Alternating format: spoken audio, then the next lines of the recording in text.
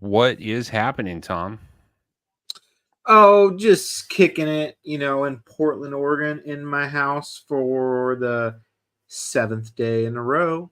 Just iced in here in Portland, Oregon, waiting for it's starting to melt. Tomorrow, I might venture outside, but been here, specifically this desk area, a lot for the last week. There's like 35 sharpening videos pinned to the top of the group.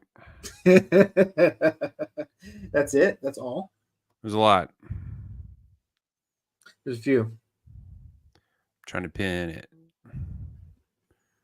Pin it. Pinned to featured. There we go. It's been, I'm glad I have sharpening to keep me busy. I'm glad I had some knives come in because the mail has been real spotty the last week.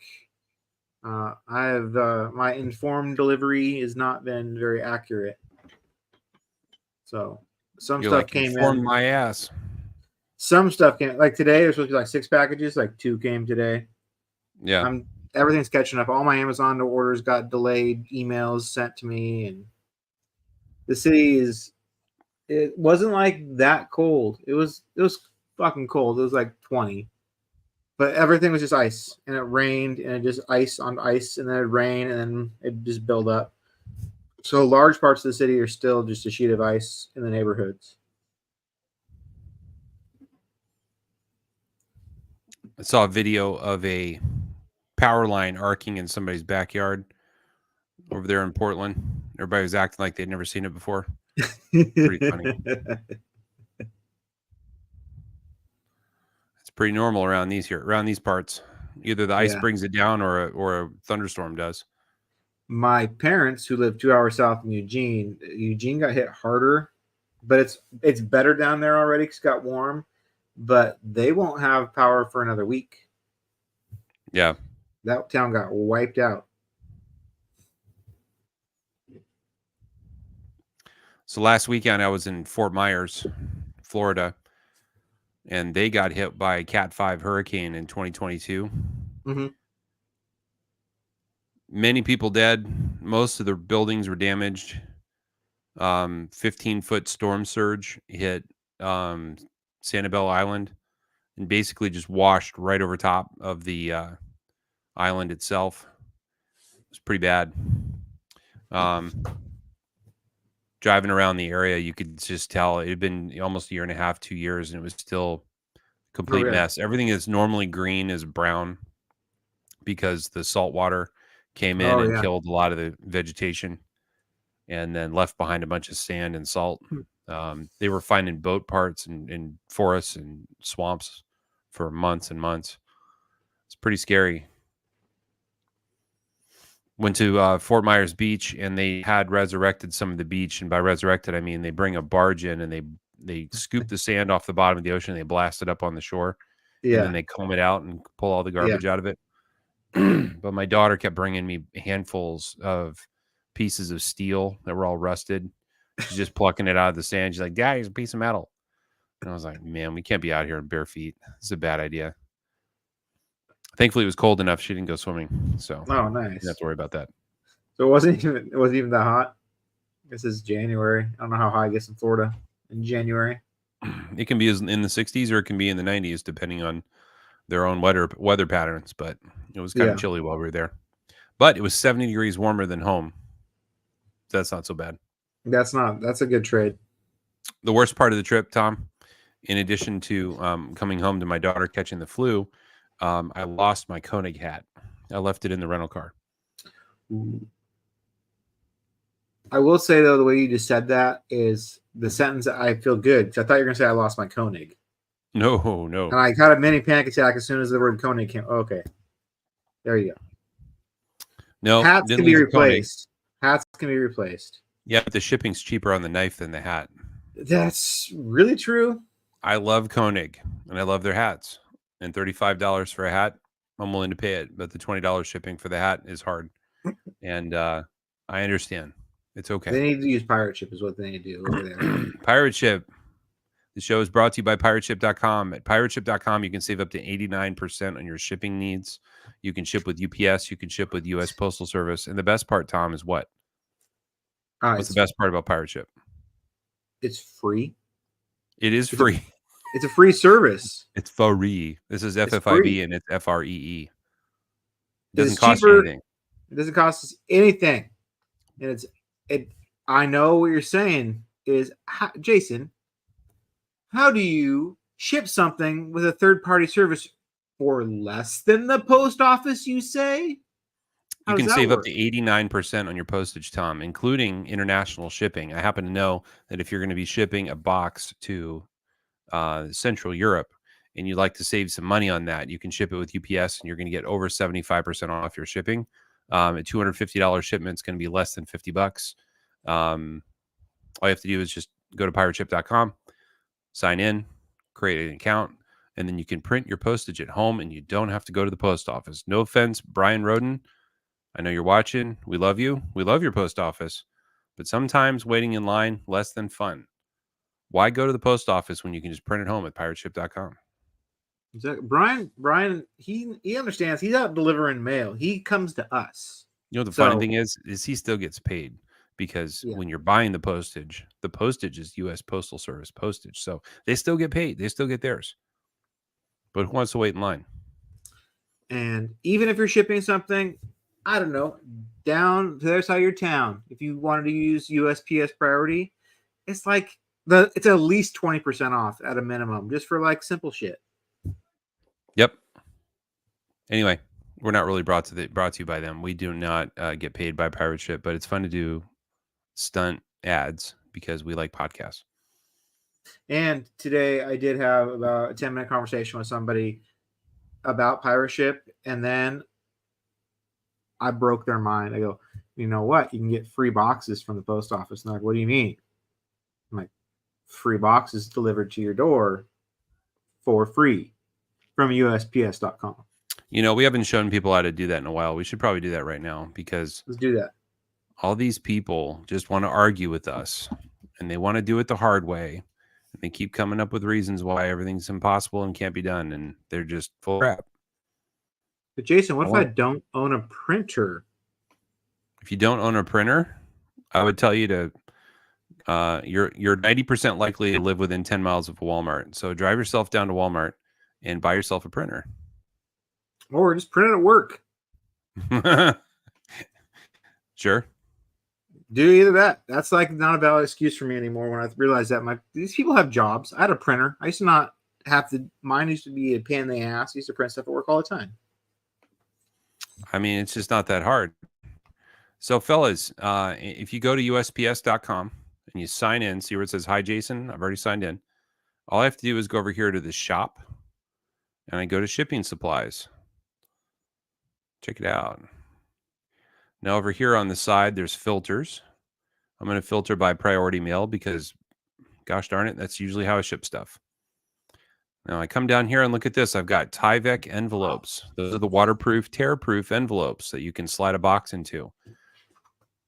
Priority mail padded envelopes. Padded envelopes are lovely because if you have, I don't know, a Spyderco box and you want to make sure it's safe, all you got to do is roll it up in one of these and stuff it in a box, and you don't have to tape the envelope to the inside of the box like Tom and I don't like. So here's a Tyvek envelope. I just want to demonstrate some scale. When it says envelope, it's not talking about fucking card envelope you send your grandma. It's huge. It's a big Tyvek envelope that when packed with other boxes inside of it, even with priority small flat rate boxes, you can ship like 8 knives for $8 in this Tyvek envelope. Anything you can fit in here. So the way that you ship this, guys, is you choose priority mail, and it'll say enter dimensions, and you type in 15 by 11 and 5/8, and just ship it. And if you fold the envelope in half around a small box, then it's not 15 by 11 and 5/8 anymore. You don't have to put the dimensions in when there's just a drop down. You just click envelope, and it just knows what the dimensions are. And then you just wrap it up. If you have your own envelope, you have to put the dimensions in. Here we have small flat rate boxes. If you use the regular small flat rate box, it'll hold 2 knives. There is a different flat rate box, Tom, that will hold 4 knives. It's this one. It's called the 1096L. So I've always wondered, now, how do you check out on pirate ship with that size box? I slide it into one of the Tyvek envelopes, and I use the envelope option, and I type in the dimensions of the envelope.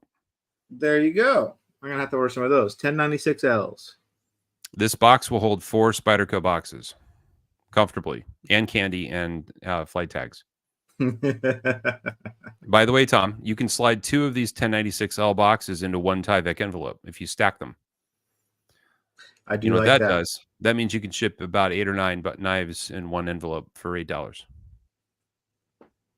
And a waterproof, very difficult to tamper with package. So there's something else I want to show you guys that's a really useful thing to have. You print your envelope, you print your package, or you print your postage at home. Now you have a piece of paper and you have to attach it to your package, and you want to do it in a way that you don't have to tape it and waste a lot of tape, gluing the label down. Well, they actually have a window sticker that you can put on the package that allows you to show it off without having to tape that label down. Let me see if I can find it. Never been bold enough to try this yet. I have to see. They're super sticky. They don't fall off. Of course, now I can't find it. What are they called? I should know the part number by now because I order them all the time.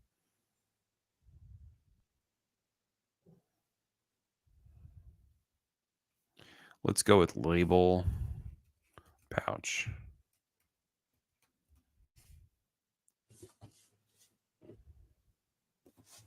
So that's a customs declaration pouch. That's not what we want. How does Tom affix the label? I'm lazy and I don't want to buy a thermal label printer. So that printer that's right there in the background is just a normal Wi-Fi printer. And I use Pirate Ship, and I can print from anywhere in my house from my laptop. And then I just do it the ghetto way, and I cut out the label. And part of the way I tape up a box involves putting a label on it, so I just kind of do it that way. That's for flat rate. Now, sometimes you take that box and you put it in the envelope, and then you close it, and then you have to stick the postage on after the fact, and you're trying to figure out how you can tape a piece of paper to the outside of a Tyvek envelope after you've already packed it. This is the answer. It's right here, Tom. You just pick one of these. You fold your label in half and you stuff it inside the little envelope here, and you stick it to the package. Okay. And look at the price. Check out the price. They're free. $0. What? It's free. Yeah. Jason, you want to see one of my favorite things on here? If you went back to supplies, and the first item on there is the padded one. So I buy those. They come in packs of 10. I buy them usually about 6 at a time. So I get them sent to me in this size box. This is how many of them at a time I buy. I buy 100 box. This is, you can put this on the outside of a box, or you can just cut it up into shreds and pack stuff with it.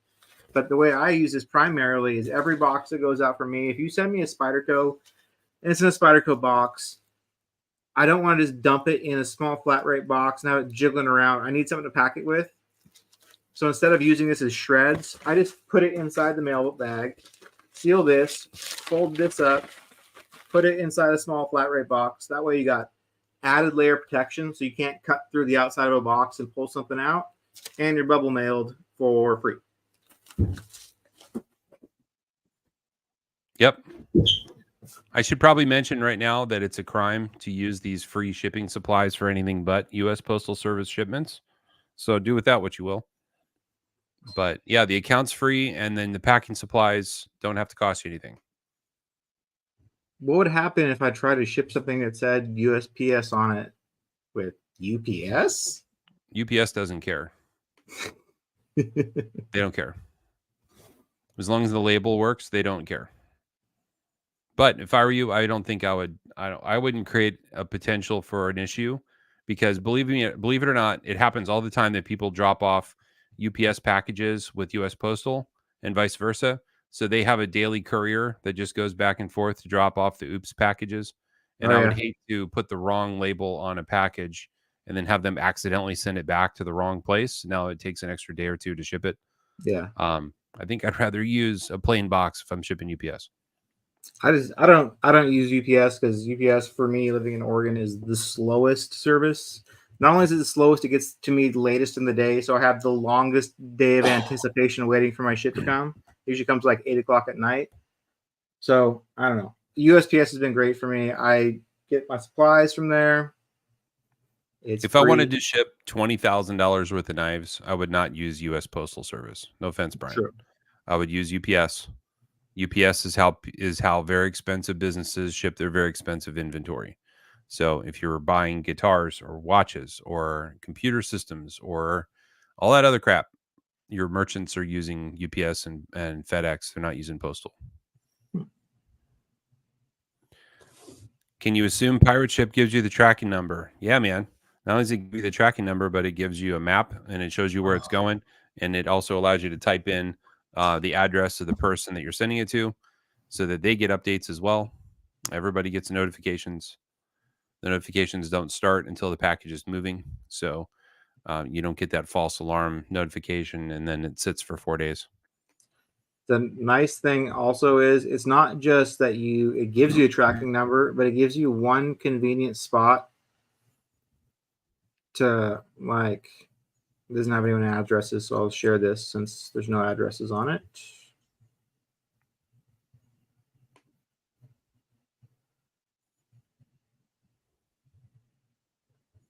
So it gives you, I can go view details on all these shipments, and there's a tracking number there. I can just click on it and track.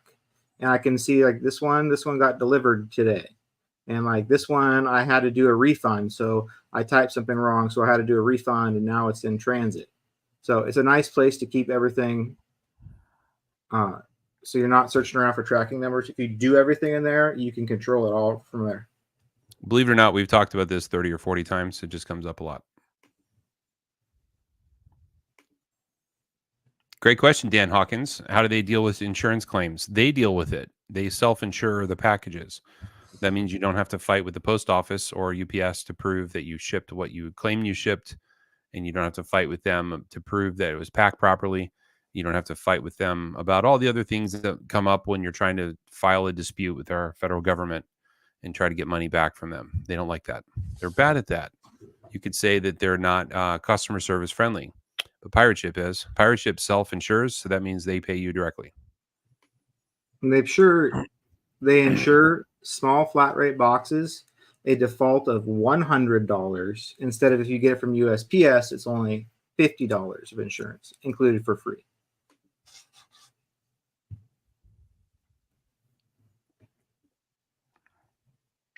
That doesn't work because the inside is logoed. Unfortunately. I do really, really like the DHL boxes, though. DHL makes a badass box that's the perfect size that actually slides into a Tyvek envelope or into a UPS envelope, but it holds like just the right amount of stuff. It's like 5 by 5 by 9. It's a really nice size box. DHL is the weirdest shipping service to me. I don't even know how you ship something via DHL, but I get things usually internationally. They're always DHL. If you can get their boxes, I recommend it, but I don't recommend using them as a shipper because they don't have much of a presence in the US. They're huge in Europe. They're big in Asia. They're tiny in the US. I have a label maker.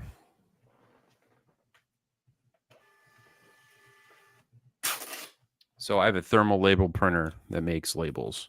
And these are expensive. Pretty awesome. Pretty cool. Peel it off, stick it to the thing. It's pretty awesome. They're expensive. I bought it in 2021 with the coin project when we were shipping coins.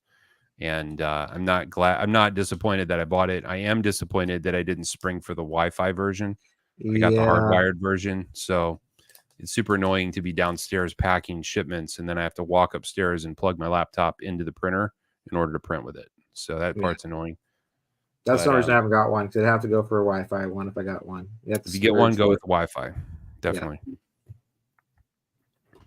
I grew up with my UPS driver. So if I have a package that's been shipped with UPS, he gives it to me when we see each other in town when I'm on my mail route and he's out delivering. Lucky.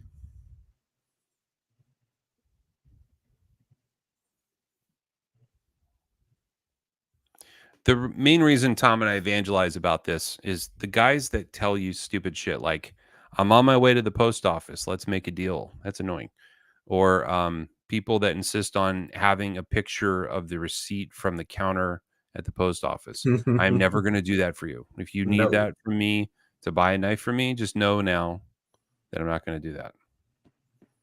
That's a lot of work. I'm just going to print the label and I'm going to put it in my mailbox outside my house because my mailman comes every day.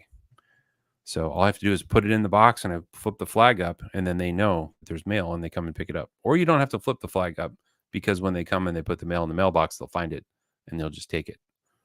So we're going to do a fundraiser soon for Tom so that he can have a new mailbox. He's got some sort of janky ghetto box on his house, so we're going to fix it. It looks like we put a paper in. That's about all I got. So I always have to go to the post office to drop stuff off. Granted, I feel much more comfortable taking packages of not mine to the post office to drop off. So I just usually wait. I go there like 2 or 3 times a week and just drop off stuff. But when you at least do it at home and you can print and send someone the tracking number, that buys you time that they know you're probably not going to scam them, because why would a scammer run a printing label? You just have to get to the post office. So it buys you a little bit of time. The people know you're legit. That's right. I want to do a shout out to AWT. So Applied Weapons Technologies. You guys have heard of AWT by now. If you own a lightweight knife, you've probably considered going with some scales for your lightweight. There is no lightweight knife. There's none left. They've all been converted. They've all been converted. It's quite possible. Yeah. So, guys, a friend of mine bought an AWT Para 3 lightweight. And the problem is when it came, it had a significant amount of detent lash in it. Now, the guy bought it secondhand, and he lives in Serbia. Asked me to ship it to him.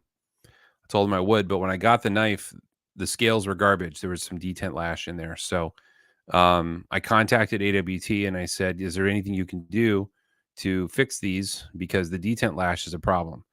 And the guy said, you know, there were about 5% of the scales that we made at the beginning that had this problem. But we figured out what the issue was and we engineered a solution. And since then, we haven't had the issue. He goes, how old is it? So I showed him and he knew how old it was. And he said, well, we fixed it since then. I'll send you a new set. And I said, do you want the old ones back? How much is it? And he said, don't worry about it. So the new set has a standoff here that pins the lock bar. So the lock bar sits, and then it goes up and down. But having this extra pin is necessary so that the lock bar doesn't move up and down. Oh, okay. So revised scales, free of charge, because AWT rocks, and they know that having a marginal product out on the market is not a good business model. So I was very happy about that.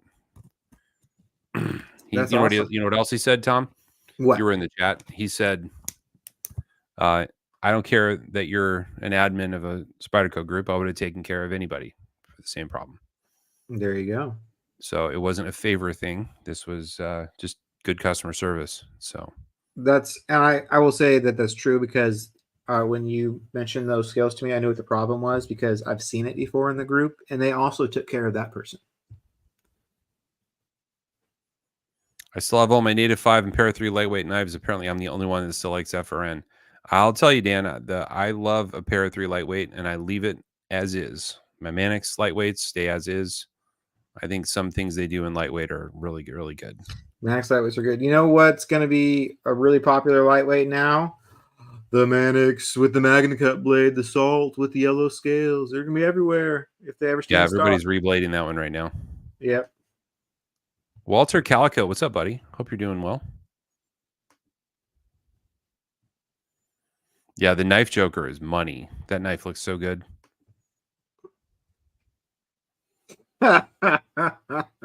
Turned on. Turned on to minty chapstick. Suck it, Brad Caldwell. Hot chapstick talk. Now I want some. Surely I have some on my desk. I have like a dozen tubes of it, Tom, and it's all over the place because I always want some close. Is it mentholated or just minty, like toothpaste? Spearmint. Spearminty. I can't find it, Matthew Blair. Oh well, that's right. Ooh, Christian likes the FRN Native 5. Good knife. Good knife. Why does it cost so much? FRN Native 5, it does not cost so much. It's an anomaly in the pricing. Oh, you're right. Yep. It's because the G10 one costs too much and the FRN one doesn't cost enough considering it's the same blade. Yep. Because you could buy like an S90V fluted CF native is $260. But like the teal S90V native was only $103. So it was literally half as much money. So that seems like one is way overpriced. But if you were going to buy custom scales to put on that lightweight one, I guess they'd probably cost $130. I don't know. I feel like the FRN native's a little underpriced for how much the blade cost to make if they put that blade on high-end knives too. I don't know. They put that S90V native blade. There's like, at one point, I think I owned 6 S90V natives that were different from each other. They use that blade a lot. Yep. Very interesting article came out about CPM 15V. Sean Houston shared it, and it's brand new, and it's something that I need to post to the group so you guys can check it out if I can find it. There it is.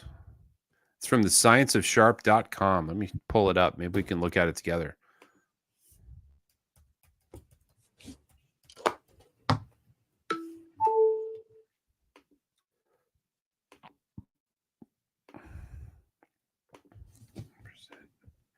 Check this out, Tom. Carbides in 15V. So as you guys know, knife steel is made of a variety of elements. We have iron, carbon, vanadium, molybdenum, chromium. And when they bake the steel, those little particles form in the steel when they form something called carbides.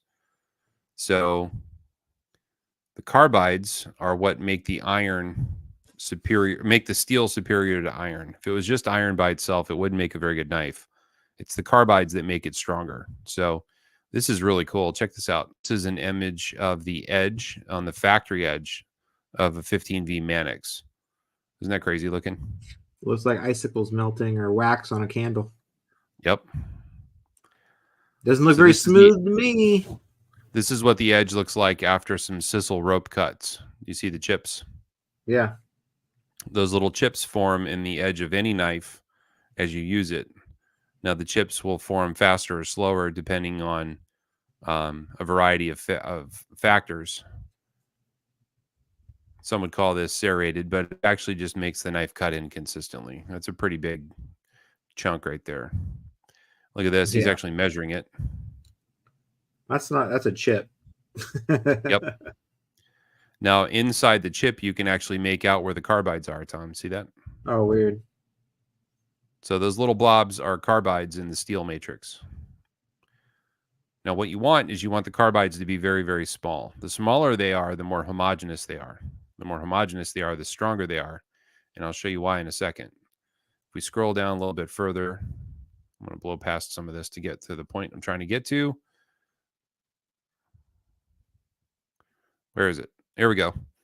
Do you see the voids in the carbide? Yeah. And do you see the cracks around the carbide? Yeah.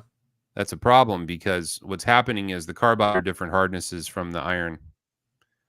So you end up with a cracked carbide cluster, it says.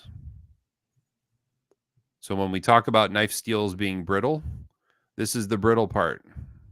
Also, we hear about tear out of carbides. Yeah. This is exactly what a tear out of a carbide is going to look like. This little blob right here has cracks in it and around it. So that could conceivably pull out or fall out. What is this photograph with to show the carbides?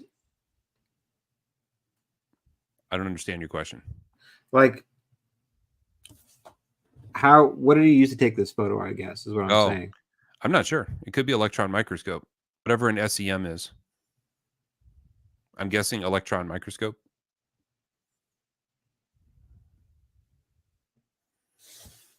So this paper is obviously more scientific than I am, and it obviously goes much deeper into the topic than most of us care to. But if you're a hyper nerd about steel, there's a lot here. He's really getting deep into what makes the edge do what the edge does. Check that out, Tom. See we have a chip in the steel, and then that is what? What's that little curl there? Rolled edge, burr. It's a burr. That's a rolled edge. Yep.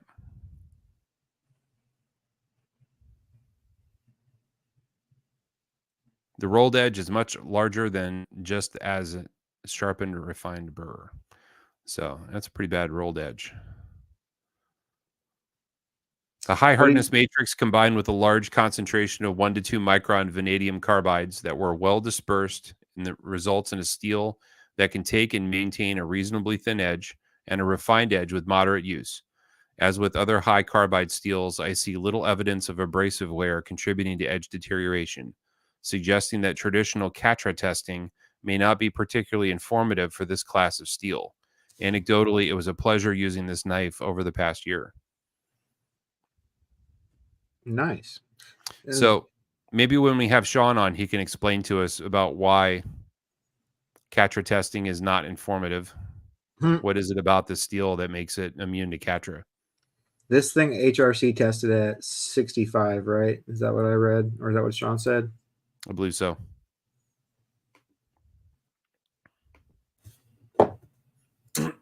Pretty interesting.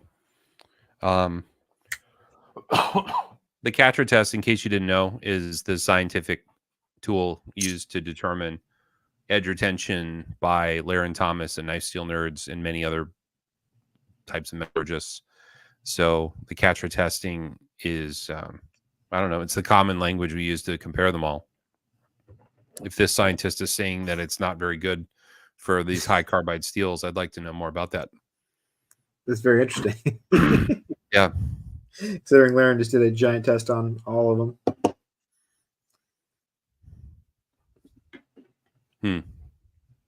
I got an interesting knife on my desk that I've put off doing for about a week, and I got to tackle probably next. Look at this guy. It's a Ulize, I believe. But its tip is one side, the grind goes to 0. Other side, the grind gets really big at the tip and it's rounded. So yeah, I gotta repoint this thing. So it's been I'm putting it off, but it's DG10, so it might not be that hard. It's an interesting knife. This is one that I'd never seen before. A Spyderco I'd never handled. I bet it cuts great. It's long. It's a long blade. It's 4-incher. Yeah. What other fun knives? I had a bunch of stuff come in. I just sent out a ton of things back to their owners, unfortunately. But one that came in.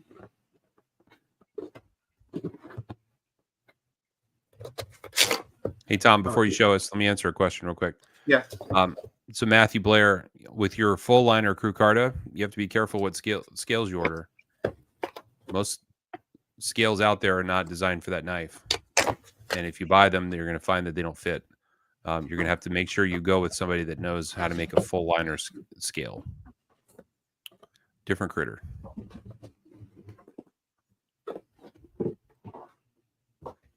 There it is. I got a line steel in. And I saw someone asking me about this. They wanted me to sharpen, get my opinion on it, because Spyderco is coming out with the Spy Moto, which is made by Line Steel. So this one, I don't know the model number, so you have to forgive me. I just know that it's M390 carbon fiber titanium flipper. I put a mirror edge on it. It's a pretty steep edge. It's like 26 degrees. So that was kind of surprising. Got a deep carry clip.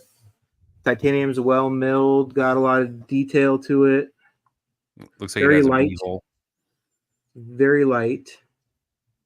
Got that. I don't know. It's just a nice knife. It's one I'd never handled a Lion Steel. This is the first one that's come in. It was really one of those blades where whoever designed the blade was not thinking about that someone has to resharpen it. One of those where like the ricasso is like a millimeter away from the end of your edge, so you have to like tape everything up and be very careful. Yeah, it was fun. Lovely. Yeah. Matthew Blair's got it down. He knows how to modify a scale. Nice. I guess that is true. If you did have, you just have to take the fact that they're nested out. You just have to cut them down.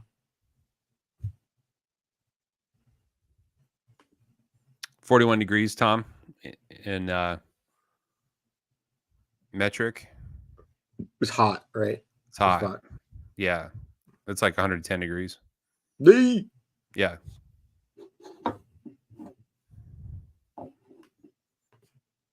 Pretty warm down there. Man, it's summertime, I guess. Yep. Doesn't make sense because it's just Christmas. How can it be summer and Christmas at the same time of year? I don't know. I'm afraid it is.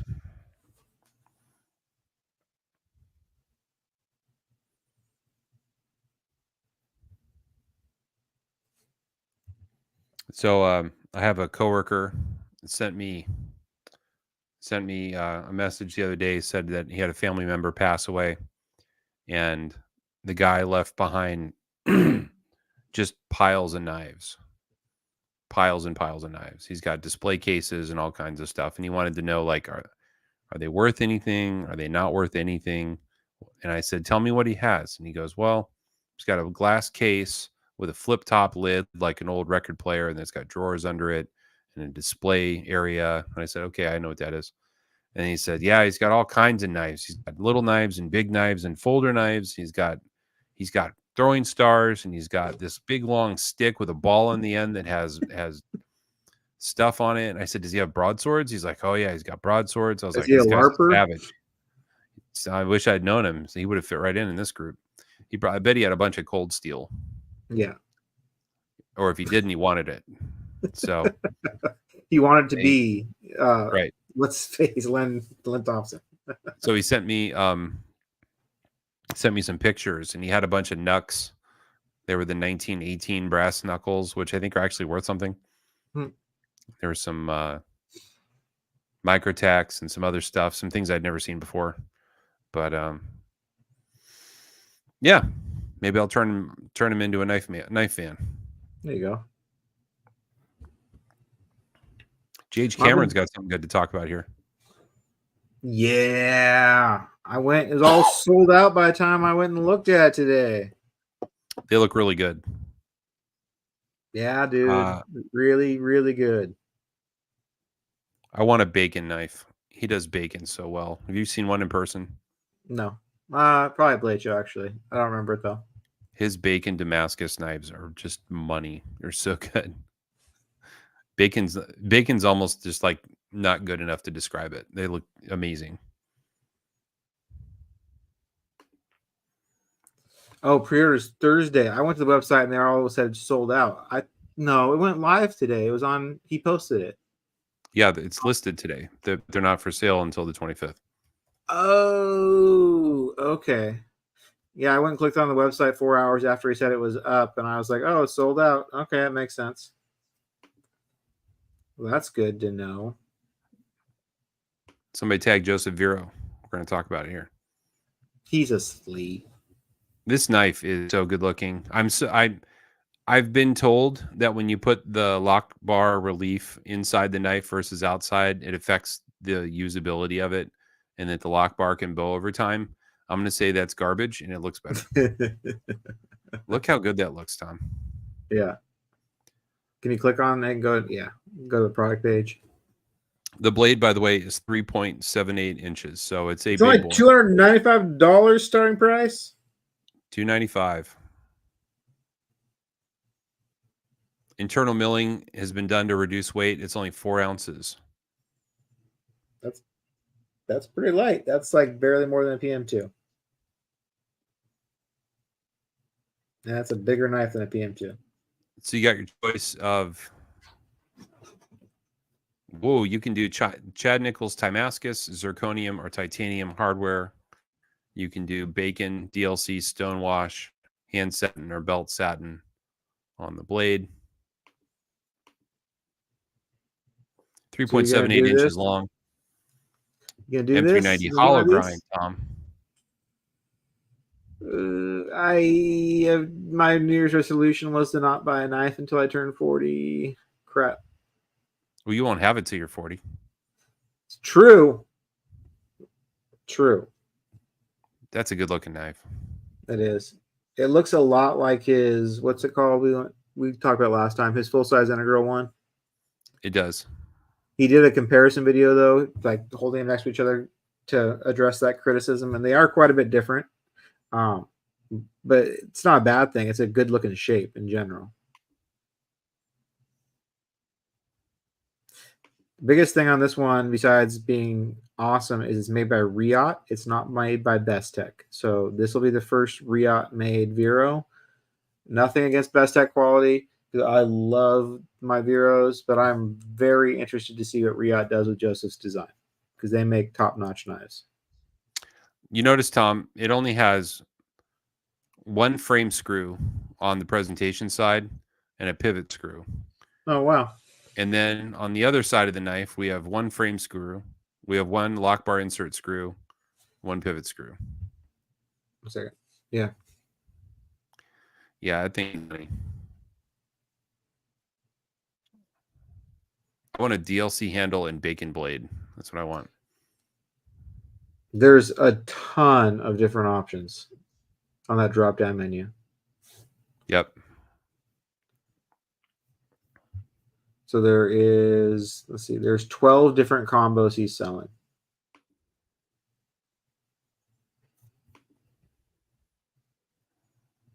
Blade and hardware options. Looks good in DLC. Look at that thing. Yeah. And this is DLC. It's not use. It's not blackwash. Yeah, that's it. The Zerk looks good, or the Timascus looks good on there. Look at that. There you go. That's the one you want. Oh, you want the DLC handle though. Look how cool it is. Yeah. I kind of like that one. That's a really expensive one though. So this is titanium hardware, and that is Zerk hardware. There's Timascus. I don't think I'd do Timascus with the bacon. No, it's too busy. It's fine. It doesn't. It's just a lot. Doesn't go with the lines. Like, I don't know. Yeah. It's like the different kind of pattern. I agree. Although Timascus with the belt satin would look pretty good. Oh, that one's getting up there in cost a little bit. Yeah. The belt satin grind lines are beautiful. I like his hand satin. I like his belt satin. I like his stonewash. January 25th is the pre-order start. Rooting for Joseph and Michelle. Couldn't be better people. The whole Vero family is helping out. Did you see what he posted the other day in his group? He said, I miss Chet Tugman. Yes. I miss Chet Tugman too. Someone tag Tyler Parkinson in the comments. That will It's time for Chet Tugman to come back. We need him now more than ever. It's election season, Tom. Chet Tugman is officially invited to be a guest on FFIB.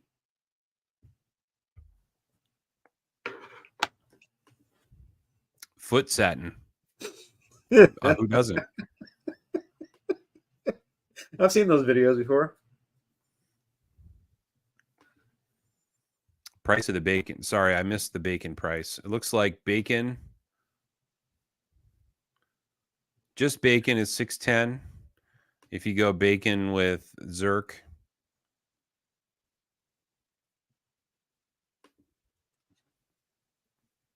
it's going to be more. That's a spinning knife. Yeah, that's the problem. It's all those accessories. For $2.95 for that knife, though, for the base version is a really good deal, I would say. Based on every Vero I've ever handled, I would say that's a great deal.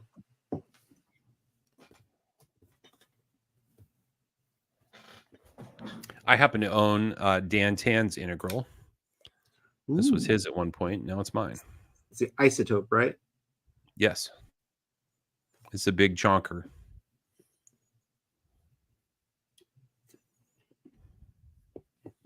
This one has Zerk, or not Zerk, Timascus here. Timascus here. Now I can open it. There we go. Yeah. Big knife. If you guys don't have big hands, this is going to be a weird one. Vero does big knives good. Like Spyderco does small knives good. Vero does big knives very well. I agree.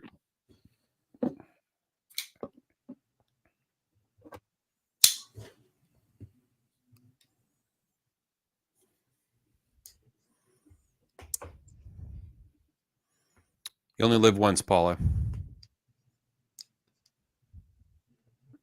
Only live once. Almost finally got my first synapse, but had to spend the money on kidney stone surgery for my daughter. Oh my gosh. That's terrible. Sounds awful. As a kid to go through that. Saw a news story about somebody that had to have kidney stone surgery. He had like 150 kidney stones, Tom, because they lived on soda. I don't live on soda. This is sparkling water. You know a guy that used to. Look at you drinking water. I know him. Respectfully, you're a total knucklehead sometimes.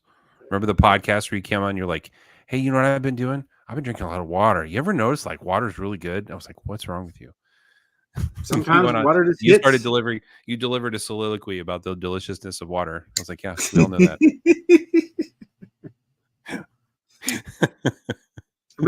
I've been living off coffee lately, to be totally honest about my main source of liquid intake is probably just a couple cups of coffee a day.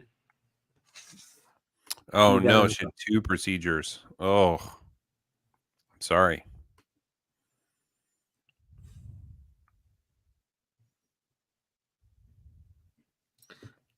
The one thing I think that inflation hit harder than anything, which is probably good for my health, is the soda aisle with the non Henry Weinhards. But the Coca-Cola, why is a 12-pack of Coca-Cola $9.49 plus deposit? It didn't used to be that ever. You can always get them cheaper at the store I shop at, but it's like buy 4, get 3 free or weird deals where I don't want to buy that much soda. I do, but I don't let myself. But I'm a hound for a good deal, so it's got me to not drink soda though. Inflation. I got a buddy that's addicted to Mountain Dew. He drinks 3 or 4 a day. The nectar. The nectar.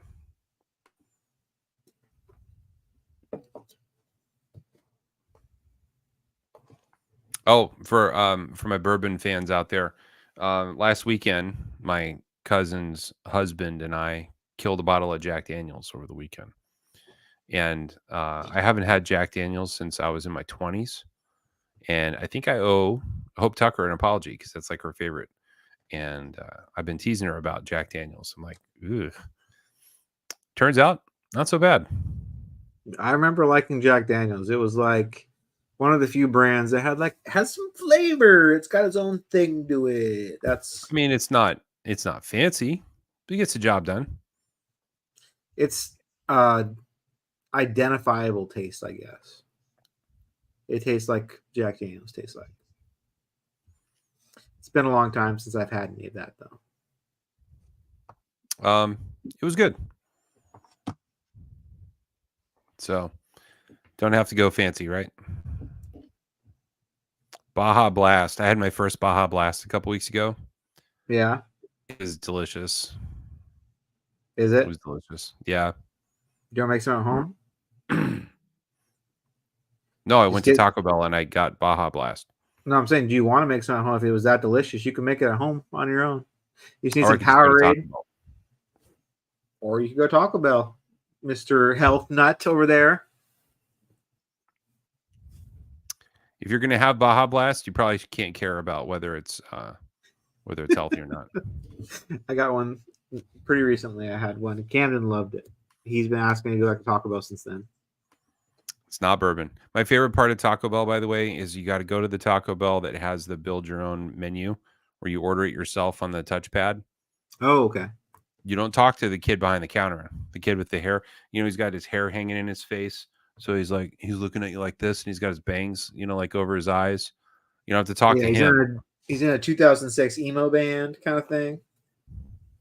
You just know he's never washed his hands, but he's there, and you're at Taco Bell, and these are the acceptable risks that you take when you go to Taco Bell.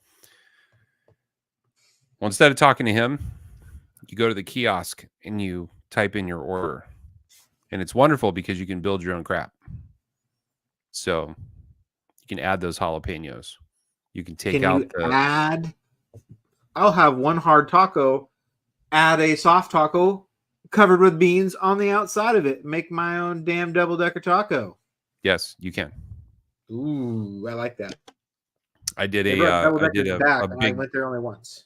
I did like a beef burrito, and I took the beef out and I changed it to chicken, and I added jalapenos, and I added chipotle sauce or something like that. Wow. And I added beans, and all of a sudden it made like a half decent burrito. Nice. Yeah. Did they ask you, were you offered hot sauces? I guess it's on a menu. They don't offer them to you. Does it ask what kind of hot sauce you want?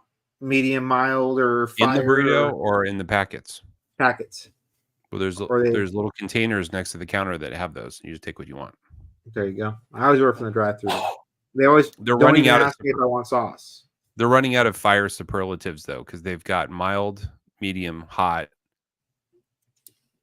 and then there's like Caliente, Inferno, Dragon's Taint, Lava of the Damned, Seventh Circle. Like there's all these other names that they have, and they're running out of things that call it hot.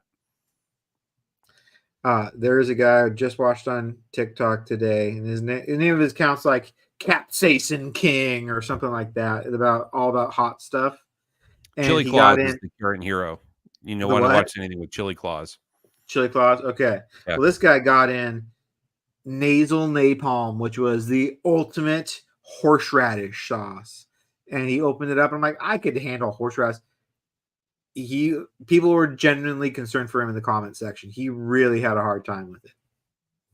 Do you think he had a harder time than the guy that bong ripped the dried up ghost peppers? That would kill you. Not in you would die, right? I would think I would think it would be the same as just getting a face full of bear spray. Yeah, I guess you do breathe that shit in, but I don't. You've seen it, right? The old dude? No, I don't. He has a water bong and he rips some dried up. He has dried up ghost peppers. He grinds it up and he sticks it in a bong and shoots and hits it. And he coughs for like 11 minutes. It's a good video. Oh, okay. Maybe we'll show it next week.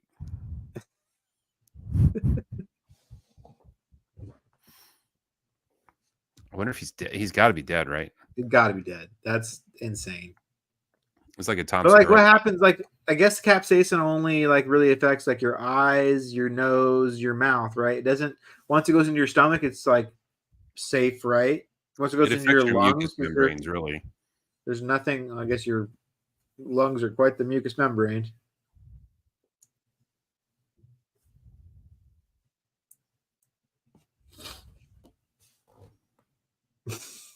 Yeah, he smokes it. Oh, here's a guy that smokes a Carolina Reaper.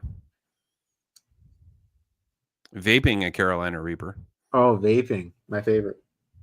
I am so glad that I quit nicotine before vaping became so readily accessible because I would have had a big problem with that. You would never have quit. No. I have a friend that vapes two like gigantic things. It's like as big as a stapler. He's got two. And he loads one with orange and one with vanilla. So he's doing creamsicles and he puts both nozzles in his mouth at the same time. He tried to quit and he became suicidal from depression, from the withdrawal from the nicotine. So his doctor had to give him shots and a patch and all kinds of stuff, and he gave up. He gave up. He ended up going back to it. Wow. I'm sending you the Carolina Reaper guy. I don't know if you can buy. I know at least in some of the suburbs around here, they've like outlawed vape liquid, like stores to sell it. That's one product that needs to be regulated. You can't just trust that it's safe. Like you're putting it in your lungs. Not a great place to experiment. Yeah. Anybody remember Uncle Buck's program for quitting smoking? Doesn't he just make you smoke the whole pack until you throw up?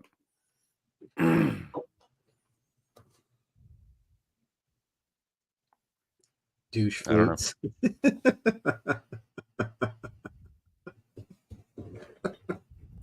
I've never heard that one. I like it a lot.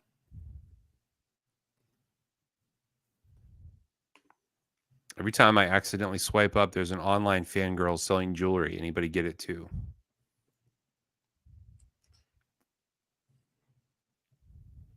I don't know.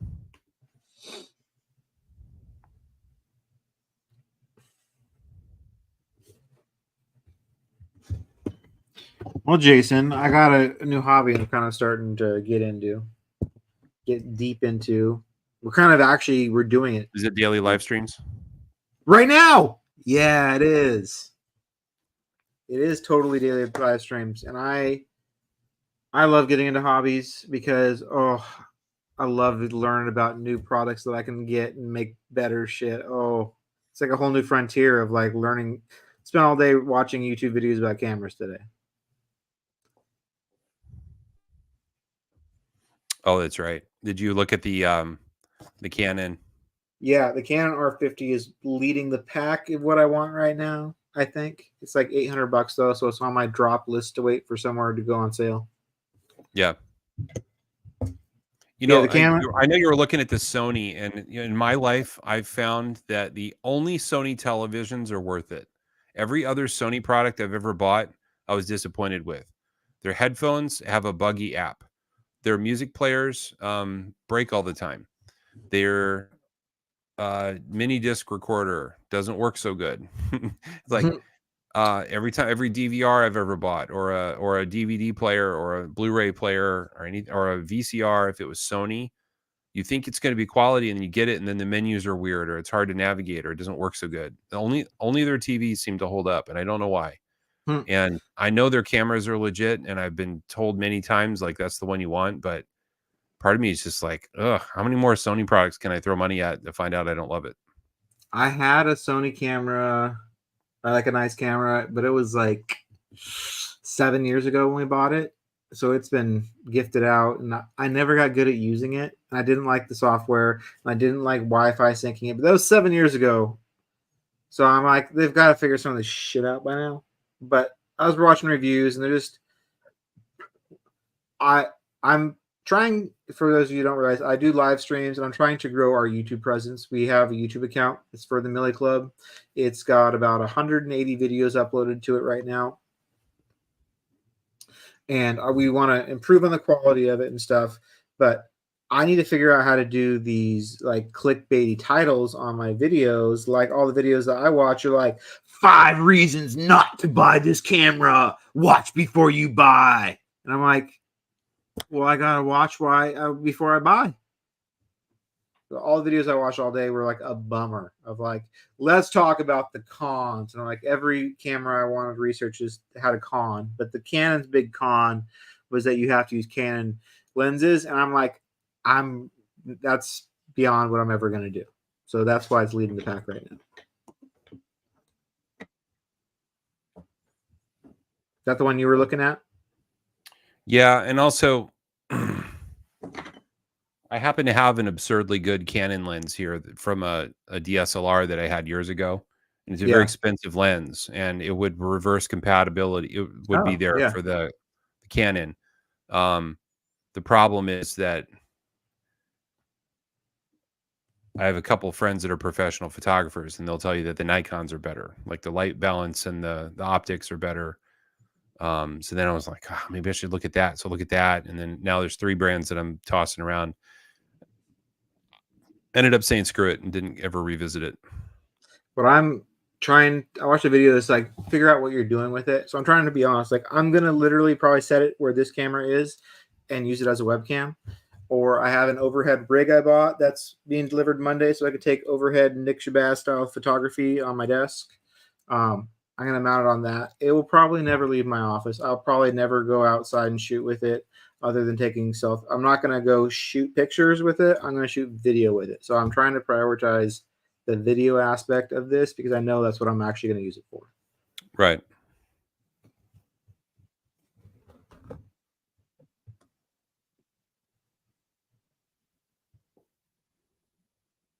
Currently, I have a Fuji something 30 T30, and it's like, it's really cool looking. It looks like a camera from the 50s. It's really all stylistic, but I can't hook it up as a webcam. When I got it, I spent forever trying to hook it up, and it was like, oh, just not compatible. Yeah, I don't know. There was a point where it looked like I was going to be doing a lot more online web stuff. I had a knife maker ask me to shoot some videos of his products, and I went down this rabbit hole looking to see what I should get. And really what it comes down to is you need very nice lighting and you need a very good camera. And then from there, you need a laptop that you can edit on, and then you can go and you can do all kinds of things. But if you don't have good light and you don't have a good camera, you're kind of screwed. But the light part is almost as important as the camera, because really good lighting will solve so many problems for you. And how about this light? Anyway, just never pulled the trigger. How about this light? So this mounts to your desk, and it'll go on my little lip of my desk behind my monitor and just be facing straight down. Because right now my light's over here, and so there's always a shade on this side. So I have to have 2 lights, and it doesn't look as good as this one light will look. And this has got a remote control and temperatures and all that crap. Yeah, those light panels are great. Oh, Fukli. Yeah, the scammers are hitting him hard. I don't know why. I don't understand. So when someone has a scammer clone somebody's Facebook account, do they have to have like hacked into it, or do they just take the photos and make an account from scratch? You think you just right click and steal everybody's pictures, and then you just create another account that looks like it. That's all. Okay. Not very high tech. Pretty simple. It's weird.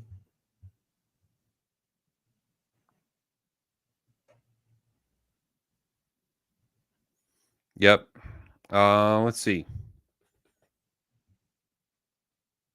Any real decadent food this week? I had some Nutty Buddies, some Swiss roll. I haven't been able to leave the house, so we were stuck here. I've been eating refried beans. Had a lot of refried bean burritos. Had a lot of ramen. We don't have it. I was excited today to get food, but my car is still not. I don't want to take it out yet. So it's time to learn how to cook, dude. Time to learn how to cook. You are wired for it. You don't even know it. I'd like to cook. Uncle Jeff says it all the time. Like, you would be You would love to do it because you got the recipe and you have to be fastidious and you have to really like be detail oriented and there's knives involved. You get to cut shit. Like you'd be good at cooking. I can cook. Like, you're good at you know, the precision things stuff. where you get the ingredients in the mail and you have to like Hello Fresh. We could plug that in our podcast right now. I used to do those all the time where they send me the ingredients. I grew to hate cooking because I'd read these recipes and I feel like I'm wasting time on parts that I don't care about, if that makes sense. Like the presentation part of it. Like I wasted like 20 minutes making this and I'm just gonna look at it. I'm not even gonna eat it. I don't know. I find most recipes suck.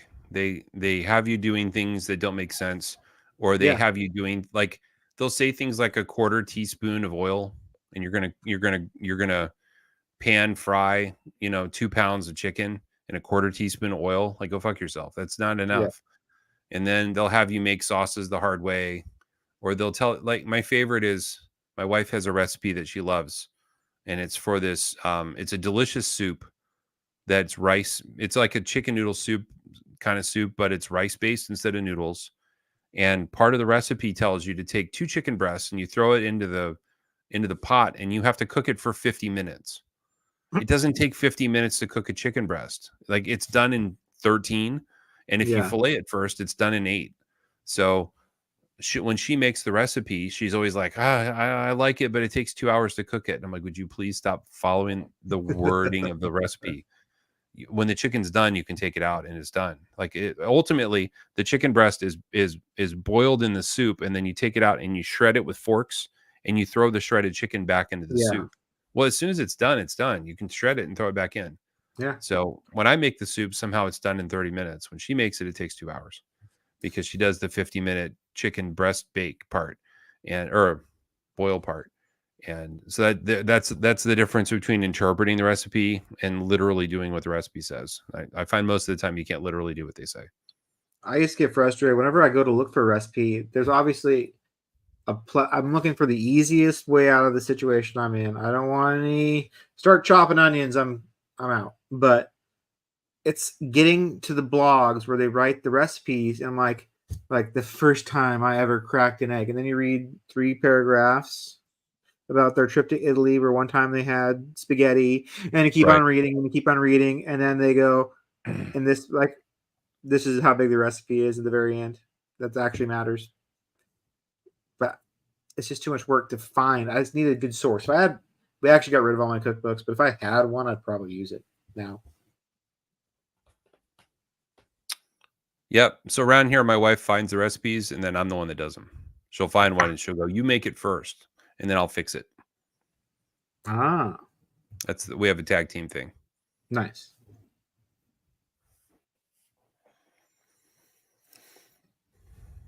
You need to order Momofuku ramen. That doesn't sound cheap. Part of the reason I like ramen is it's like 25 cents a thing, but I'm sure that's really good because I like Momofuku.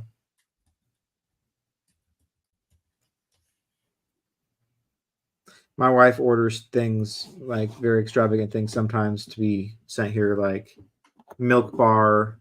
That's the same company, I believe. Milk Bar cookies get sent here a lot.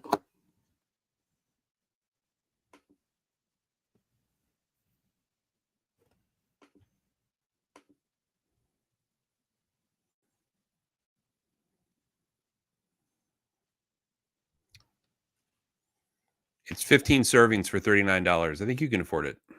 Ooh, okay.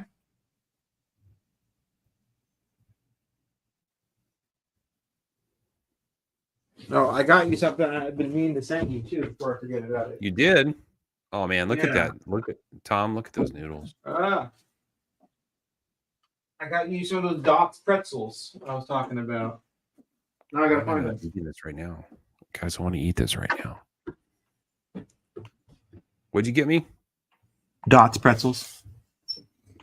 I like pretzels. But I think someone might have snagged them and munched on them because they were over there.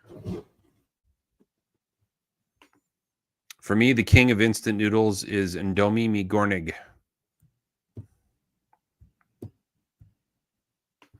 I do like going to the Asian supermarket and going up and down those aisles with. There's a plethora. For Christmas, the white elephant gift was a mug and a thing of ramen. So I saw a lot of random ramens were gifted to people, and they all seemed to know what they tasted like. And they said I wouldn't like them because they're too spicy. I'm usually thrown off by how much fish products there are. And you're like, ew.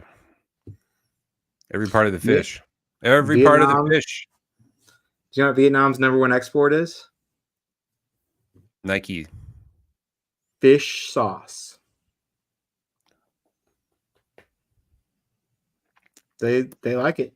There's fish sauce all the time. It's good. It tasty.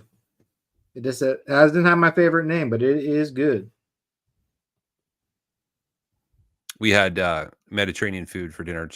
We had jais and lemon rice soup and Greek fries. And I ordered a jai for my daughter who doesn't like them normally unless they're just meat and pita. And so hers came with all the extra crap in it.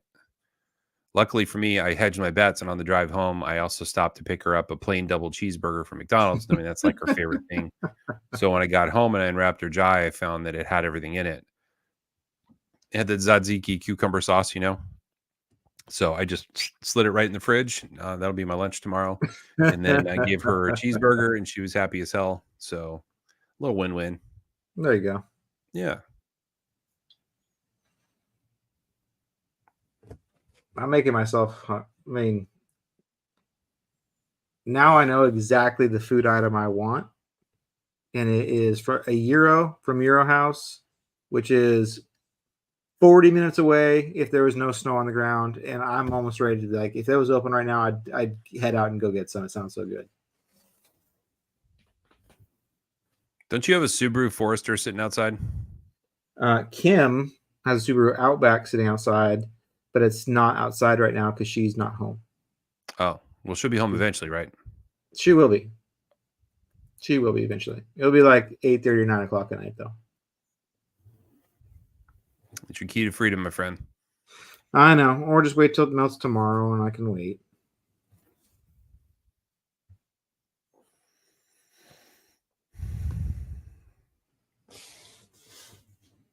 I think I want some of that noodle variety pack. It looked pretty delicious to me. Soy and scallion, spicy soy, and tingly chili. It's a taint pleaser.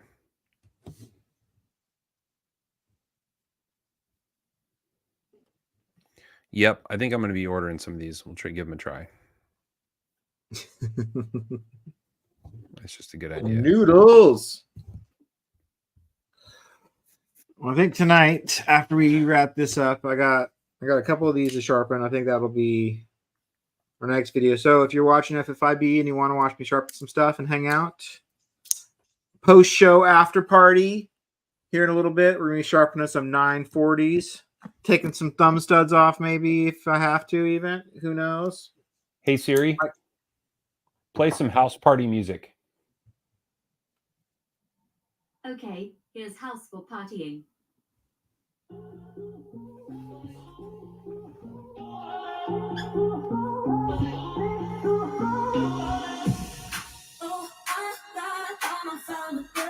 It's your after party. There you go. Yeah, after party. Tom sharpening stuff. It'll be a party all night. I got a couple knives to work on, and then I've got knives to pack up and ship, and I've got a guitar to work on, and I've got all kinds of stuff I can do. I got Vero knives I haven't looked at in a while. I should pull them all out and lie them in a row, and then like try not to cut myself and take some pictures, perhaps. You need to get back. You've been so busy. You've been slacking in the content creation department. You can make some content. I've got lots of good real audios that I've saved for a rainy day, but I don't have the videos to pair up with the audios. So I should probably record some videos. Nice. Always enjoy your videos.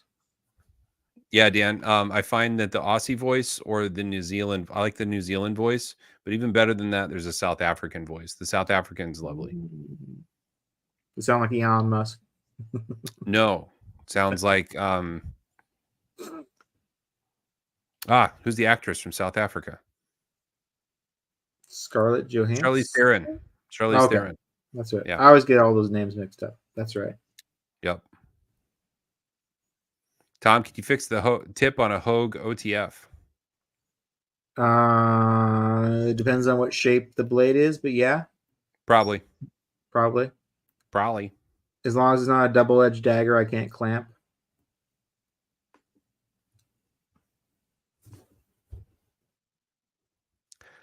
I found the directions for you. All right. That's all for now. Thanks for watching, everybody. I'm Jason. That's Tom. We're FFIB. Hope you had a nice show. And yeah, we'll see you next week. Oh, we have some guests coming, by the way. We happen to have a hardware and scale maker that wants to come in and talk about some stuff going on in his shop. And then also we have a friend who is designing a top secret project that's very close to being done. And we invited him tonight, and he said, I'd like to wait until it's done. So we might be unveiling something for all y'all to see soon, and it's going to be exciting. And we tried to get Triple B on the show, but he's busy getting ready for SHOT Show. So putting the feeler out there, trying to get Sean Houston on the show. Sean Houston will be coming back from SHOT Show with lots of updates on Spyderco specifically, but also other knives in general, and that'll be fun. So yeah, we got some Steve Ripplinger, some Sean Houston, and a player to be named later that will be coming to you live via satellite. So thanks for watching. Have a nice night. See ya. Bye.